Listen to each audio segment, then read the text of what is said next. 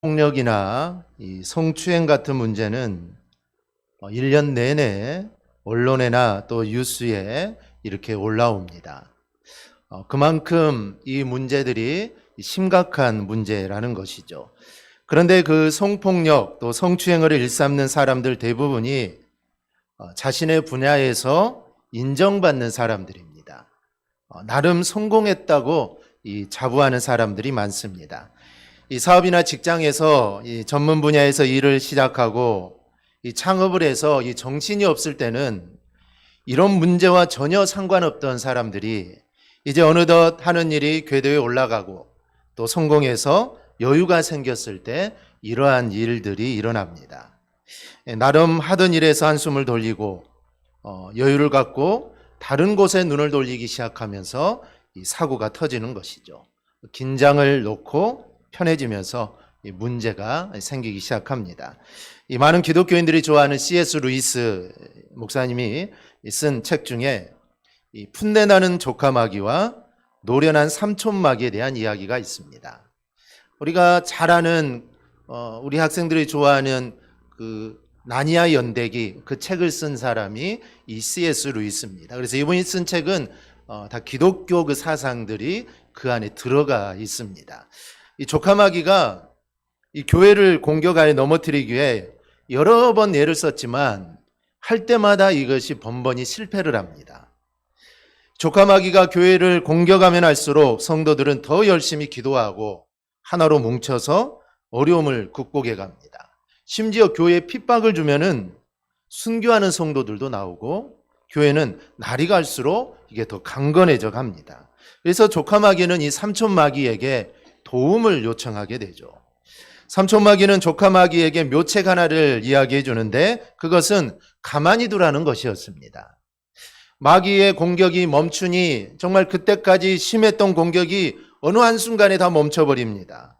마귀의 공격이 멈추니 얼마나 편합니까? 편안히 기도 소리도 끊어지고 열심히 사라지고 나태해지기 시작합니다. 결국 교회가 무너지기 시작했다는 것이죠. 미국 코넬 대학교의 실험실에서 이런 일이 있었습니다. 개구리 한 마리를 차가운 물이 담긴 큰 비커에 넣었습니다. 비커 밑에는 분젠 등을 놓고 1초에 팥이 0.01도씩 데워지도록 불꽃을 아주 작게 켜놨습니다. 온도가 서서히 올라가겠죠. 그런데 개구리는 온도의 변화를 눈치를 채지 못합니다.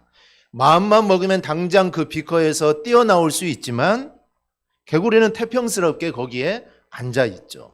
온도는 0.01도씩 올라가는데 개구리는 그 자리에서 빠져나올 생각을 하지 않습니다.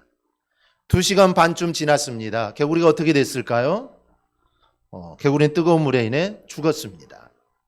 자신도 모르게 죽은 것이죠. 자기가 죽어가는 것을 느끼지 못하다가 그냥 죽은 겁니다. 즉 편안함이 결국 그 개구리를 죽게 만든 것이죠. 그건 우리도 교회도 다 마찬가지입니다. 내 자신이나 교회나 편안하여 가만히 있으면 이게 힘을 잃습니다. 편안하면 무릎을 꿇는 시간이 짧아지고 기도의 간절함도 줄어들고 영성도 사라집니다. 마치 고여있는 물이 썩은 것처럼 사람은 편안하면 이게 타락하게 되어 있습니다. 하나님은 우리가 어떤 고난을 당하고 역경을 당해도 그것을 이길 힘을 우리에게 주시지만 그 편안함에 우리가 머물러서 썩어가기를 우리 하나님은 절대로 원하지 않습니다. 믿음의 사람 다윗을 보십시오. 다윗이 밧세바의 사건으로 인해 이 범죄를 지은 이유가 무엇입니까? 이전과 달리 그가 편안함을 추구했기 때문입니다. 이 사무엘하 11장을 보면 그 배경이 나오는데 이 다윗의 군사들은 지금 암몬과 전쟁을 하는 중입니다. 그런데 다윗은 출전을 하지 않았죠. 예루살렘에 남아 있습니다. 예전 같으면 당연히 출전을 해서 선두에 서서 전쟁을 했겠지만 이제 다윗도 전쟁을 많이 했고 이제 나이도 먹어서 이제 군사들이 임금님은 왕은 좀 편히 쉬십시오. 우리가 하겠습니다. 그래서 다윗은 가지 않고 궁궐에서 편하게 지냅니다. 그러다가 저녁 때 다윗이 침상에서 일어나 왕궁 옥상을 거닐다가 밧세바가 목욕하는 장면을 보게 됩니다. 한가하니 편안하니 이 할 일도 없고 그러니 다른 곳에 눈이 돌아간 것입니다. 그로 인해 이 범죄한 것이죠. 이와 같이 편안함과 안락함은 때로 우리로 하여금 죄의 길로 인도한다는 이 사실을 우리는 알아야 합니다. 그래서 옛날 중세 시대의 수도사들은 정말 세상과 담을 쌓고 어찌 보면 자기의 몸을 혹독하게 함으로써 그들이 더욱더 하나님께 가까이 나아가고자 했던 것입니다.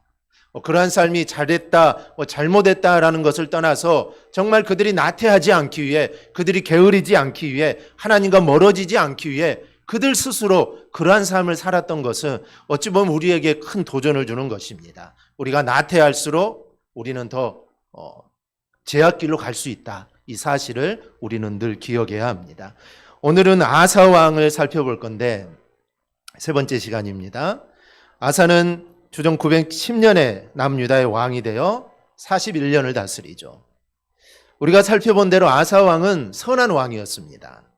우상을 폐하였고 사람들을 하나님 앞으로 인도했고 심지어 할머니가 우상을 섬기자 그 위를 폐할 정도로 정말 신앙의 결단력이 있었던 왕이 아사 왕입니다. 그런데 그 아사 왕의 믿음과 신앙이 이 끝까지 그랬다면 이게 얼마나 좋겠습니까? 그런데 이게 그렇지를 못했습니다. 오늘은 마지막 시간으로 아사 왕의 실수와 그 마지막 모습을 살펴보려고 합니다. 첫째는 하나님보다 아람을 의지한 아사 왕입니다. 열왕기상 15장 16절 이후를 보면 남유다 아사 왕과 북이스라엘의 바사 간에 일생 동안 전쟁이 있었다고 합니다. 그런데 어느 날 이 북이스라엘의 바사 왕이 유다를 침략하여서 아사 왕이 거주하는 예루살렘의 출입구를 차단하고 라마를 요새화하기 시작합니다. 이 라마는 예루살렘에서 북쪽으로 약 8km 정도 떨어져 있는 곳이죠. 그래서 그 성을 요새화해서 사람들이 예루살렘으로 들어가지 못하게 예루살렘을 고립시키려고 하죠. 그래서 그 앞에 큰 성을 쌓습니다. 여러분, 이런 상황이라면 어떻게 해야 될까요? 아마 주일학생들한테 물어봐도 답은 같을 겁니다. 하나님께 기도해야 합니다. 하나님께 도우심을 구해야 합니다. 아사왕이라면 그렇게 해야죠. 우리가 아는 아사왕이라면 당연히 하나님께 구해야 합니다. 그런데 이에 위기를 느낀 이 아사왕은 성전의 창고, 왕궁에 있는 금과 은을 모조리 다 모아다가 아람왕 베나닷에게 바칩니다. 그러면서 이런 말을 하죠.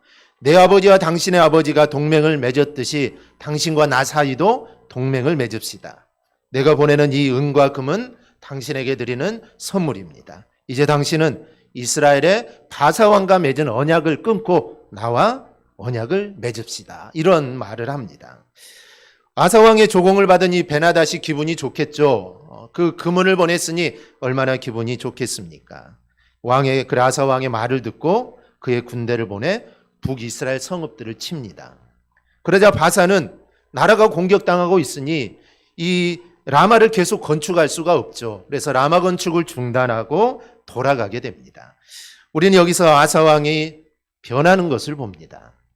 그래서 본문 7절 이후를 보니 하나님이 선지자 하나니를 아사에게 보내죠. 그리고 선지자가 왕이 왕의 하나님 여호와를 의지하고 않고 아람을 의지하였기 때문에 아람 군대는 임금님의 손에서 벗어날 것입니다. 왕은 구스 사람과 룹 사람들에게 나타났던 일을 기억하지 못하십니까? 그들은 수많은 전차와 병마를 거느리고 왔지만 왕이 여호와를 의지했을 때 여호와께서는 그들을 왕의 손에 넘겨주셨습니다. 왜냐하면 여호와께서는 온 세상을 두루 살피시고 자기를 진심으로 찾는 자들에게 능력을 주시기 때문입니다. 그런데 이번은 왕이 어리석게 행동했으므로 이제부터 왕에게는 전쟁이 있을 겁니다 라고 말을 합니다. 앞에서 한번 실수를 했습니다. 하나님을 의지했는데 하나님을 의지하지 못했던 것이죠. 그러면 이제는 어떻게 해야 될까요? 우리가 알던 아사왕이라면 그는 회개하고 다윗처럼 하나님을 향해 기도해야 했을 겁니다. 그런데 아사왕은 그렇지 않습니다. 10절을 보겠습니다. 우리 10절 우리 한음성으로 함께 봅니다. 아사가 노하여 선견자를 옥에 가두었으니 이는 그의 말에 크게 노하였음이며 그때 아사가 또 백성 중에서 몇 사람을 학대하였더라. 아멘. 아사 왕은 하나님 선지자가 하는 말을 듣고 화가 났습니다. 기분이 나쁘다는 것이죠. 내가 내 마음대로 하는데 왜 네가 상관하냐는 것입니다. 그래서 선지자를 옥에 가둡니다. 하나님 보내신 선지자를 옥에 가둬버리죠. 그리고 백성들을 무자비하게 탄압하기 시작합니다. 아사 왕이 변한 거죠. 원래 아사 왕은 선한 왕이었습니다. 하나님을 위해 열심히 있던 왕이었죠. 그런데 마지막까지 그랬으면 참 좋을 텐데 이 마지막까지 그러지를 못했습니다. 이것이 아사 왕의 한계입니다. 많은 사람들이 마지막까지 믿음을 지키는 못하는 모습을 우리가 봅니다. 그런데 마지막까지 믿음을 지키지 못하는 이유가 고난이나 어려움이 아닙니다. 이 편안함이 우리의 신앙을 흔들린다는 것이죠. 제가 즐겨보는 프로그램 중에 이 벌거벗은 세계사라는 이 프로그램이 있습니다. 세계 역사를 그 역사에 아주 정통한 교수님들이 나와서 역사를 설명을 하는데요. 69회 주제가 로마의 반역자 기독교, 로마의 국교가 되다라는 주제였습니다. 기회 되시면 한번 69회입니다. 한번 보시면 그 당시 기독교인들이 어떤 삶을 살았고 어떤 박해가 있었고 그리고 어떠한 일들이 일어났는가를 아주 상세하게 설명을 합니다. 로마는 기독교를 박해를 했죠. 그런데 그 기독교가 나중에는 로마의 국교가 됩니다. 처음에는 박해를 했다가 기독교를 인정을 해줍니다. 이제 너 믿어도 된다. 그랬다가 나중에는 로마의 국교로 정해지게 되죠. 국교가 되면은 다른 종교는 믿을 수 없습니다.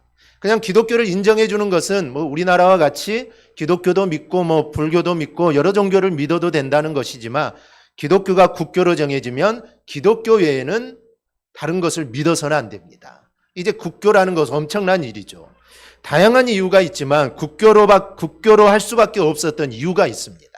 그 내용을 보면 국교로 정할 때 그 당시 로마 시민의 약 80%가 기독교 신자였다고 합니다. 그래서 기독교 신자가 너무 많기 때문에 이 국교로 정할 수밖에 없습니다. 정하지 않아도 이미 로마는 기독교 국가가 돼 있었던 것이죠. 그래서 어쩔 수 없이 기독교를 국교로 정하게 되었다는 것이죠. 이 로마의 핍박이 얼마나 심했는지는 우리가 잘 압니다. 그 69회에도 로마의 핍박에 대해서 아주 자세하게 우리가 듣지 못했던 그런 핍박들을 이야기하는데 핍박이 얼마나 심했는지 모릅니다.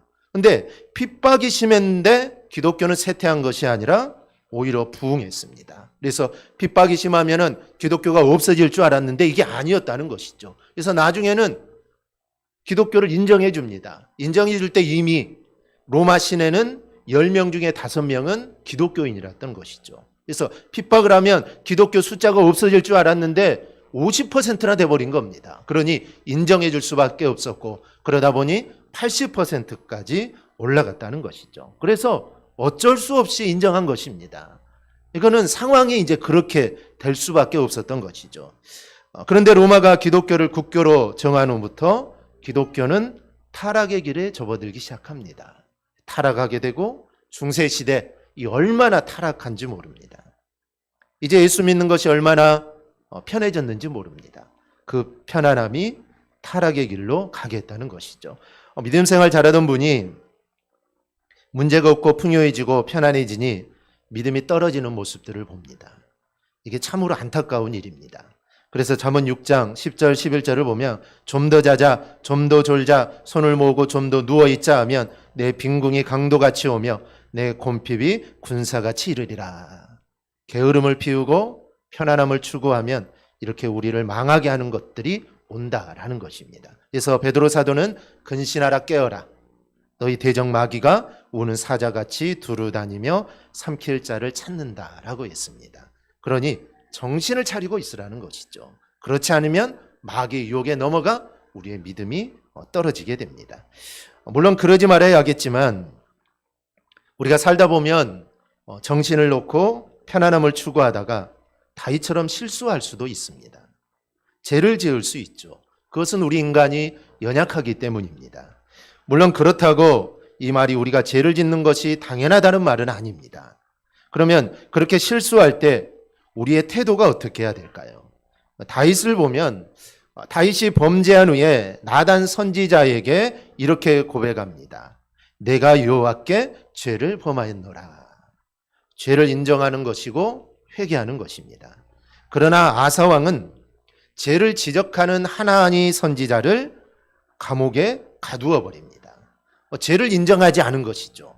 회개하지 않은 것입니다. 우리가 죄를 지었을 때 내가 어떻게 할 건가? 이거는 나에게 달려 있습니다. 변명하고 내가 부인하다가 내가 망할 것인가? 아니면 회개하고 사죄의 은총을 입어 내가 다시 한번 하나님 앞에 설 것인가? 이것은 전적으로 어찌 보면 나의 선택에 있는 것입니다. 다윗은 죄를 범했다고 회개했고 이 아산 왕은 회개하지 않았던 것입니다. 그렇다면 여러분은 어떤 선택을 하시겠습니까? 성경을 보면 이 망하는 사람들의 특징이 나옵니다. 망하는 사람들의 특징은 회개가 없고 변명을 하고 모른 척하고 아닌 척합니다. 그런데 불꽃 같은 눈으로 우리를 보고 계시는 하나님 앞에 우리가 숨길 것은 이 세상에 하나도 없습니다. 그런데 망하는 사람들은 숨길 수 있다는 것이죠. 하나님도 모를 것이다. 이거는 아무도 모를 거다. 이렇게 생각을 합니다. 그러나 잠언 15장 3절은 여호와의 눈은 어디서든지 악인과 선인을 감찰하시느니라.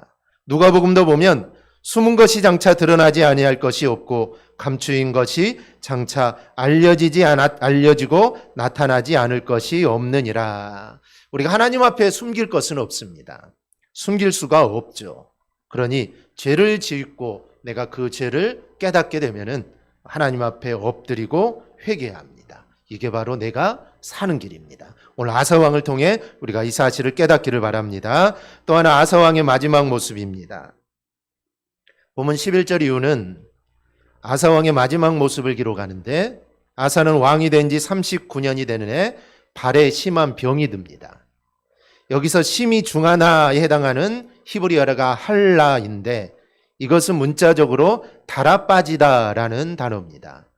이것으로 봐 성경학자들은 그의 병이 지금으로 말하면 아주 심한 통풍이 아닐까 생각을 하고 아니면 당뇨로 인한 심한 합병증일 거다라고 이렇게 말을 합니다. 그런데 문제는 아사왕이 병이 들자 여호와께 도움을 구하지 않고 의사에게만 의존을 합니다.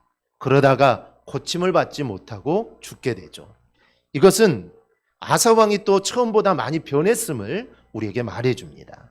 우상을 타파하고 막 태우까지 폐위하는 그런 왕이었는데 어느 순간 아사왕의 마음이 나태함과 교만함이 들어왔습니다. 그런데 이 교만한 마음을 죽음이 임박했을 때 버리지 못한 것이죠.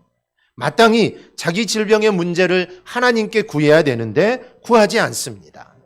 아사는 말년에 하나님을 의지하기보다는 세상적인 방법만 구하다가 결국 죽고 맙니다. 그런데 우리가 여기서 생각할 것이 있습니다. 아사가 자신의 병으로 인해 어려움을 당하자 의사를 찾았습니다. 하지만 그것 자체가 나쁜 것은 아니죠. 의사만 찾고 하나님을 찾지 않았다는 게 문제입니다.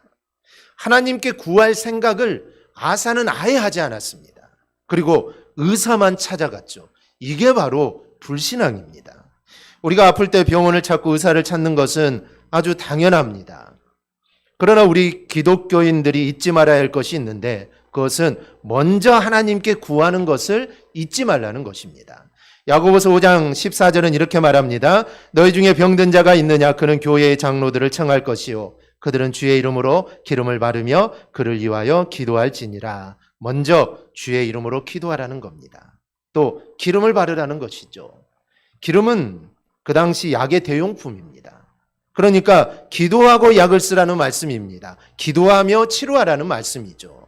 전적으로 하나님께 매달려 치료받으면 좋겠지만 성경을 하나님께 주신 치료의 방법을 사용하면서 하나님께 기도하라는 것입니다. 그러니 어떤 사람들은 기도만 하고 약을 쓰지 않는 것, 이거는 올바른 방법이 절대로 아닙니다. 또 기도는 하지 않고 약만 쓰는 것, 이것 또한 올바른 방법이 아닙니다. 그럼 이렇게 하던 아사왕이 어떻게 됐을까요? 보면 13절은 아사왕이 위에 있은 지 41년 만에 죽었다고 합니다. 그러니까 아사왕은 병이 든지 2년 만에 죽게 됩니다. 성경의 대부분 왕위에 오를 때의 나이와 죽을 때의 나이를 기록합니다. 그런데 아사 왕은 그런 게 없습니다. 그래서 이때 아사 왕의 나이가 얼마인지 정확하게 알기는 좀 힘듭니다. 41년을 다스렸지만 몇 살부터 왕이었는지는 성경에 나와 있지가 않습니다. 이 같은 내용을 기록한 열왕기상 15장에 보면 그는 늙음하게 병들어 죽었다라고 기록하고 있는데, 이 기록은 그가 말년에 나이 많아 죽었다는 뜻이 아닙니다. 아사 왕의 아버지였던 아비야는 왕위에 3년밖에 있지 못했습니다. 그래서 아버지가 3년 있다가 죽었다는 것이죠. 그러기에 아사 왕은 어린 나이에 왕이 되었을 겁니다. 이것을 알 수 있는 것이 아사 왕 초기에 그의 할머니가 섭정을 한 것을 보면 알 수 있습니다. 나이가 어리니까 섭정을 하겠죠. 나이가 30이 되는데 섭정할 리는 없습니다. 나이가 10살 정도 됐거나 그 이하 그 정도 초등학생 정도 되었으니 할머니가 섭정을 한 것이죠. 그러기에 왕이 죽을 때 나이는 대략 50세 전후가 아닐까 이렇게 생각을 합니다. 아사 왕은 910년에 남유다의 왕이 되어 41년을 다스립니다. 남유다의 세 번째 왕으로 우상을 패하고 구스를 물리치고 하나님 앞에 바른 삶을 살던 아사 왕은 말년에 가면서 조금씩 변했습니다. 그래서 아람에게 조공을 바치고 선지자를 핍박합니다. 그러나 우리가 전체적으로 본다면, 아사 왕의 삶을 전체로 본다면 그는 하나님 앞에 정직한 왕이었고 그는 바른 왕이었습니다.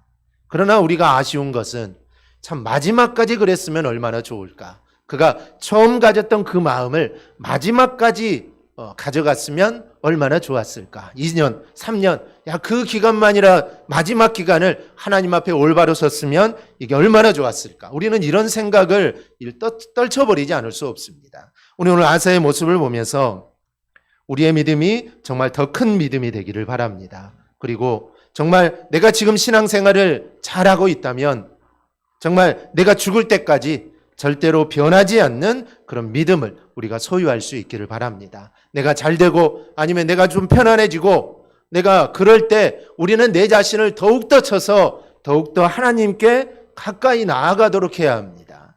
지금 여러분들이 편하십니까? 신앙생활하기에 좋고 참 거리끼는 것도 없고 편하십니까? 그러면은 내 자신을 더욱더 쳐서 나를 더욱더 하나님 앞으로 가까이 나아가게 해야 합니다. 잘못하면 그 편안함이, 그 안락함이 나를 죄의 길로 이끌 수 있기 때문입니다. 그래서 더욱더 하나님 앞에 무릎 꿇는 시간을 더욱더 많이 가지시고 더욱더 하나님 말씀을 묵상하는 시간을 더욱더 많이 가지시고, 그래서 내가 더욱더 하나님 앞에 나아가서 오늘 이 아사의 모습을 우리가 교훈을 삼아서 우리가 정말 끝까지 우리의 믿음을 지켜서 하나님 앞에 섰을 때 하나님께 칭찬받는 우리 성도들이 되기를 주님의 이름으로 축원합니다. 아멘.